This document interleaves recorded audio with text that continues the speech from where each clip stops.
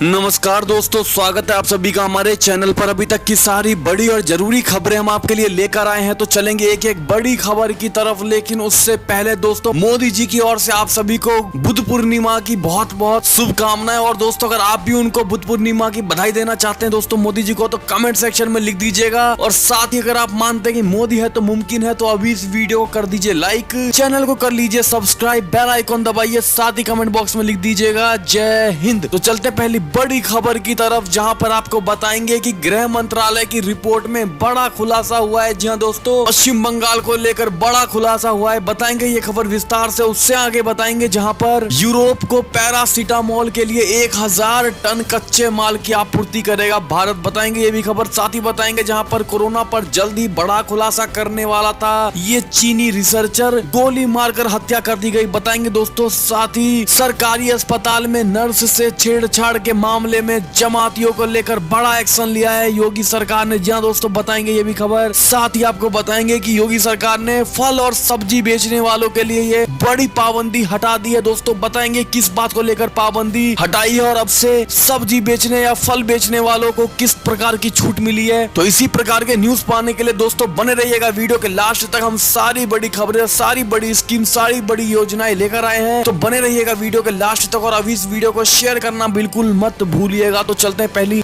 बड़ी खबर की तरफ, जहां पर आपको बता दें कि गृह मंत्रालय की रिपोर्ट में बड़ा खुलासा हुआ है दोस्तों। पश्चिम बंगाल में कोरोना के कंटेनमेंट जोन में क्रिकेट, फुटबॉल खेल रहे थे लोग। जी हां दोस्तों, बता दें आपको, केंद्र सरकार ने पश्चिम बंगाल में कोरोना वायरस लड़ने की तैयारी को लेकर जो अंतर मंत्रालयी टीम भेजी थी, उसके खुलासे करने का सिलसिला जारी है। बुधवार को केंद्रीय गृह सचिव अजय भल्ला ने पश्चिम बंगाल के मुख्य सचिव को पत्र भेजकर कहा है कि यहाँ पर कोरोना की वजह से मरने वाले लोगों की संख्या 13.2% है। पश्चिम बंगाल में ये प्रतिशत दूसरे राज्यों के मुकाबले सर्वाधिक है। टीम ने कई जगहों का दौरा किया था। उस दौरान जो कंटेनमेंट जोन घोषित किए गए थे, वहां पर लोग क्रिकेट और फुटबॉल खेल रहे थे। कोलकाता और हावड़ा के बाजारों में लोगों की भारी भीड़ जमा थी। बिना किसी मास्क के लोग सड़कों पर निकल रहे थे, लोग नदी में नहा रहे थे, रिक्शों की फ्री आवाजाही थी, लोग लॉकडाउन की सरेआम धज्जियां उड़ाई जा रही थी। जी हां दोस्तों, केंद्रीय गृह सचिव अजय भल्ला के पत्र में यह लिखा गया है कि वहां पर स्थानीय प्रशासन कोरोना के लॉकडाउन को गंभीरता से नहीं ले रहा था। सोशल डिस्टेंसिंग और मास्क पहनना, इस नियम का पालन कहीं नहीं होता दिखा। जी हां दोस्तों, ये बड़ा खुलासा हुआ है पश्चिम बंगाल को लेकर, ममता सरकार को लेकर। जी हां दोस्तों, जो कि केंद्र सरकार ने बड़ा खुलासा किया है। आप इस बात को लेकर ममता सरकार के बारे में क्या कहेंगे दोस्तों, जरूर बताइएगा अपनी राय। चलते और बड़ी खबर की तरफ, जहां पर आपको बता दें कि यूरोप को पैरासीटामोल के लिए 1000 टन कच्चे माल की आपूर्ति करेगा भारत। जी हां दोस्तों, भारत यूरोप को दर्द निवारक दवा पैरासीटामोल के लिए 1000 टन सक्रिय दवा घटक यानी API की आपूर्ति करेगा। शीर्ष निर्यात निकाय ने कहा कि कोरोना वायरस लक्षणों से निपटने के लिए इस्तेमाल की जाने वाली ओवर द काउंटर दवाओं पर निर्यात नियंत्रण को आसान बनाता है। जी हां दोस्तों, वैश्विक स्तर पर कोरोना वायरस के बढ़ते मामले और दवा आपूर्ति की श्रृंखला में बाधाओं के बाद भारत सरकार ने मार्च में पैरासीटामोल समेत कई दवाओं के निर्यात पर प्रतिबंध लगा दिया था, ताकि भारतीयों को यह दवा आसानी से मिल सके। और अभी संकट की समय में पूरे विश्व के लिए भारत एक सबसे बड़ा दानी देश बनकर सामने आया। जी हां दोस्तों, अगर आप मानते हैं कि ये सिर्फ मोदी जी की वजह से भारत दानवीर कहला रहा है, तो दोस्तों कमेंट सेक्शन में अपनी राय जरूर दीजिएगा अगर आपको भी ये लगता है। तो चलते और बड़ी खबर की तरफ, जहां पर कोरोना पर जल्द ही बड़ा खुलासा करने वाला था ये चीन का रिसर्चर, उसको गोली मारकर हत्या कर दी गई। जी हां दोस्तों, दुनिया भर में कहर बरपाने वाला कोरोना वायरस की शुरुआत चीन के ही वुहान शहर से हुई थी। ऐसे में अधिकांश देश चीन पर ही उंगली उठा रहा है, लेकिन चीन इस वायरस के फैसले में अपनी भूमिका को नकारता रहा है। अब वहां कोरोना बीमारी से जुड़े एक रिसर्चर की हत्या के बाद फिर सवाल उठने लगा है। दावे के मुताबिक पिट्सबर्ग मेडिकल सेंटर में काम करने वाले रिसर्चर डॉक्टर बिंग लियू ने कोरोना वायरस को लेकर कोई बहुत बड़ी खोज कर ली थी। बिंग लियू उसे सार्वजनिक करने ही वाले थे कि उससे पहले उनकी गोली मारकर हत्या कर दी गई। ऐसे में सवाल उठ रहा है कि क्या वो कुछ ऐसा बताने वाले थे जो चीन में ही कुछ लोग नहीं चाहते थे। तो दोस्तों, आपको भी अगर ऐसा लगता हो तो कमेंट सेक्शन में जरूर लिख कर बताइएगा। चलते और बड़ी खबर की तरफ, जहां पर गाजियाबाद से खबर आ रही है दोस्तों कि सरकारी अस्पताल में नर्स से छेड़छाड़ के मामले में 5 जमातियों को गिरफ्तार कर कर लिया गया है। जी हाँ दोस्तों, ये बड़ी खबर आ रही है। उत्तर प्रदेश के गाजियाबाद के सरकारी अस्पताल में नर्स से छेड़छाड़ के मामले में दिल्ली के तबलीगी जमात से जुड़े 5 लोगों को पुलिस द्वारा गिरफ्तार किया गया है। पुलिस ने जमातियों का क्वारंटाइन पीरियड खत्म होते ही गिरफ्तार किया है। इस मामले में FIR दर्ज की गई थी। गाजियाबाद में जिला सरकारी अस्पताल के मुख्य चिकित्सा अधीक्षक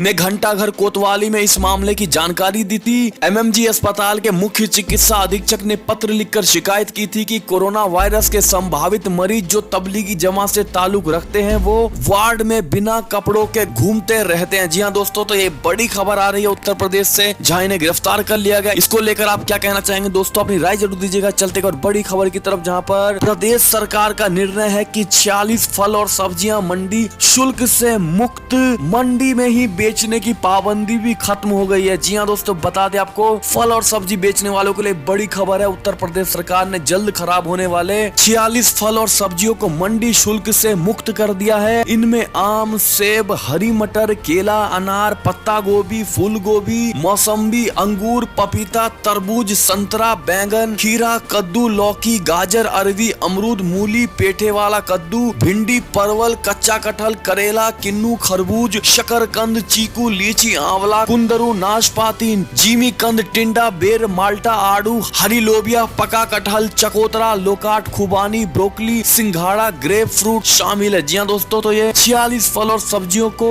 मंडी शुल्क से मुक्त कर दिया गया। जी हाँ दोस्तों, अगर आप मानते हैं कि ये मजदूरों के हित में किया गया है, योगी सरकार ने बड़ा फैसला लिया है, तो आप कमेंट सेक्शन में जरूर लिखकर बताइएगा दोस्तों। चलते और बड़ी खबर की तरफ, जहां पर बुद्ध पूर्णिमा पर कोरोना योद्धाओं का होगा सम्मान। कार्यक्रम में आज हिस्सा लेंगे प्रधानमंत्री मोदी। जी हाँ दोस्तों, बता दें आपको कि प्रधानमंत्री नरेंद्र मोदी आज गुरुवार को वीडियो कॉन्फ्रेंसिंग के जरिए बुद्ध पूर्णिमा कार्यक्रम में हिस्सा लेंगे। ये कार्यक्रम कोरोना वायरस से पीड़ितों और कोरोना योद्धाओं के सम्मान में आयोजित किया जा रहा है। बुद्ध पूर्णिमा पर आज यानी गुरुवार को प्रधानमंत्री नरेंद्र मोदी भाषण भी देंगे। ये कार्यक्रम कोरोना के फ्रंट लाइन वॉरियर्स के सम्मान में आयोजित किया जा रहा है। इस कार्यक्रम में कोरोना से पीड़ित लोगों को भी याद किया जाएगा। तो दोस्तों, अगर आप बुद्ध पूर्णिमा को लेकर कोई 2 बातें कहना चाहते हैं दोस्तों अच्छी, तो आप जरूर बताइएगा इस दिन को लेकर। चलते और बड़ी खबर की तरफ, जहां पर हंदवाड़ा के शहीदों के नाम पर उनके पैतृक गाँव में सड़क बनाएगी यूपी सरकार। जी हाँ दोस्तों, ये बड़ी अच्छी खबर आ रही है। आपको बता दें कि जम्मू कश्मीर के हंदवाड़ा में हुए एनकाउंटर में सेना की 21 राइफल्स के commanding officer colonel Ashutosh Sharma और मेजर अनुज सूद समेत सेना के 5 जवान शहीद हुए हैं। कर्नल आशुतोष शर्मा यूपी के बुलंदशहर के रहने वाले थे, जबकि अश्विनी कुमार यादव गाजीपुर के रहने वाले थे। देश के लिए अपनी प्राण न्योछावर करने वाले शहीदों के नाम से उत्तर प्रदेश सरकार उनके पैतृक गांव में सड़क का निर्माण कराएगी। तो दोस्तों, अगर आप मानते ही ये फैसला बिल्कुल सही लिया गया है योगी सरकार की ओर से, तो आप अपनी राय जरूर दीजिएगा इस पर और बताइएगा दोस्तों कि सड़क के अलावा और किसी तरह से अगर शहीदों को उनके शहीद होने का और किस तरह से उनके प्रति प्यार जताने के लिए क्या किया जा सकता है दोस्तों, जरूर बताइएगा। चलते और बड़ी खबर की तरफ, जहां पर लॉकडाउन के बीच व्यापारियों को राहत। 2018-19 के लिए सितंबर तक बढ़ी GST रिटर्न फाइल करने की अंतिम तारीख। जी हाँ दोस्तों, बता दें आपको कि कोरोना वायरस के बढ़ते संक्रमण को रोकने के लिए पूरे देश में जिस तरह से लॉकडाउन लगा हुआ है, इस कारण से अर्थव्यवस्था ठप पड़ी हुई है। इसी बीच केंद्र सरकार ने वित्त वर्ष 2018 और 19 की वार्षिक GST रिटर्न दाखिल करने की अंतिम तिथि को 3 महीने बढ़ाकर सितंबर 2020 तक कर दिया है। जी हाँ दोस्तों,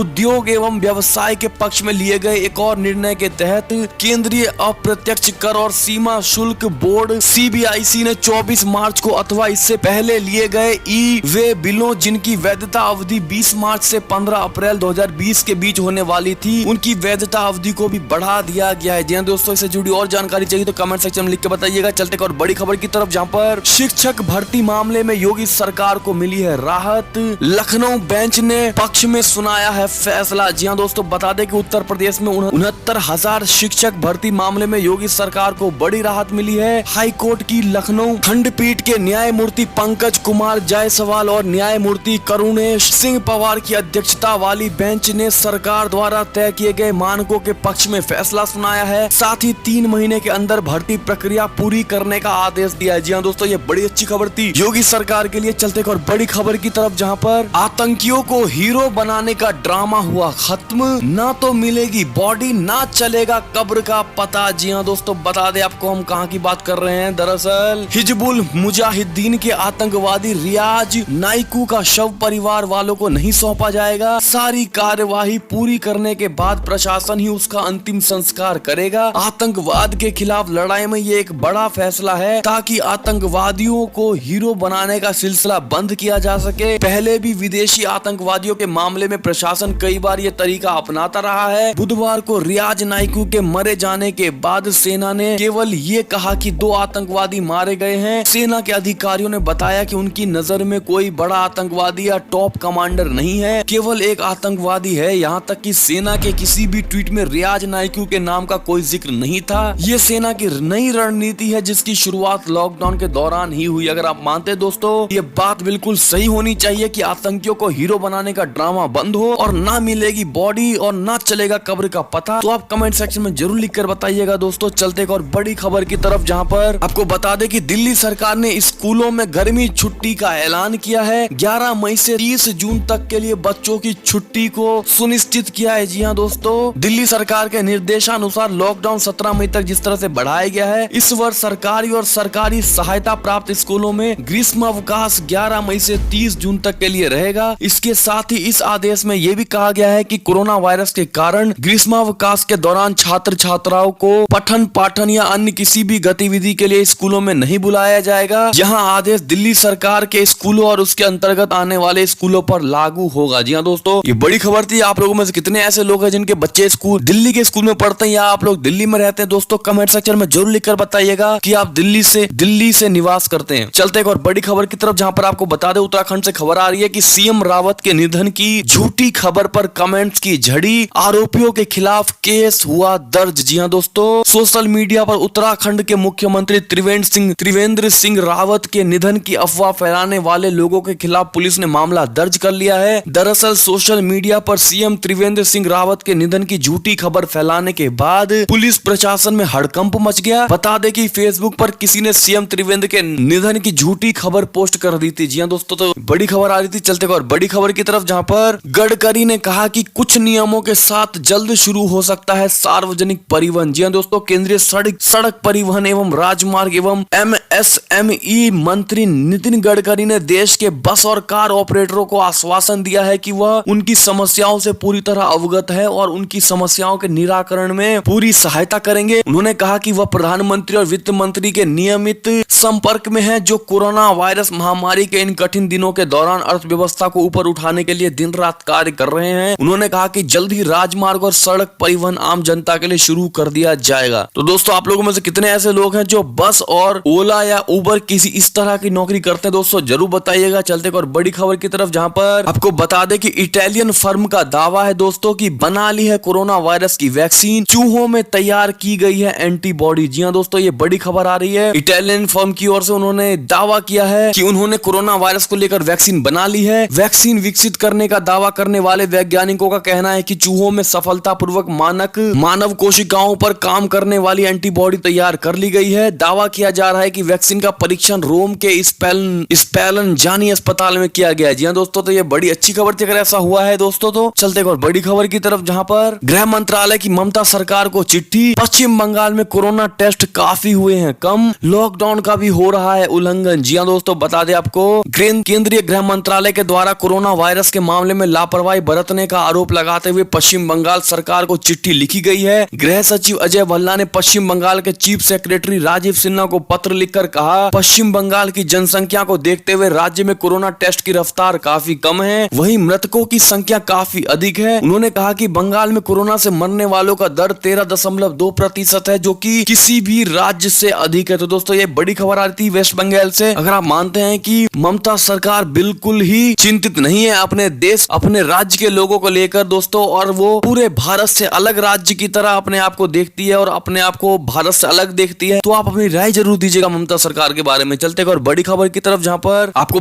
बता दे दोस्तों कि गिलगित बाल्टिस्तान को लेकर भारत और पाकिस्तान में बढ़ रहा है टकराव। इसको लेकर जो भी आप कहना चाहते हो जरूर बताइएगा। और दोस्तों ये थी अब तक की सारी बड़ी खबरें। आपको हमारी खबरें कैसी लगी? जरा भी अच्छी लगी हो दोस्तों तो वीडियो को अभी अपने भाई बंधुओं में व्हाट्सएप फेसबुक जहां मन करे वहां शेयर कर दीजिए दोस्तों, जिससे कि उनको भी ये खबर घर बैठे पता लगे और लॉकडाउन का वो भी लुत्फ उठा सके दोस्तों। और अभी इस वीडियो को कर दीजिए लाइक, चैनल को कर दीजिए सब्सक्राइब, बेल आइकॉन दबाइए, साथ ही कमेंट बॉक्स में लिख दीजिएगा जय हिंद जय भारत। मिलते हैं आपसे अगली बड़ी खबर में, तब तक के लिए अपना ख्याल रखिएगा, घर में रहिए, लॉकडाउन का पालन करिए, मोदी जी की बात मानिए दोस्तों, और दूसरों को भी लॉकडाउन का पालन करने के लिए आदेश दीजिए। तब तक के लिए धन्यवाद।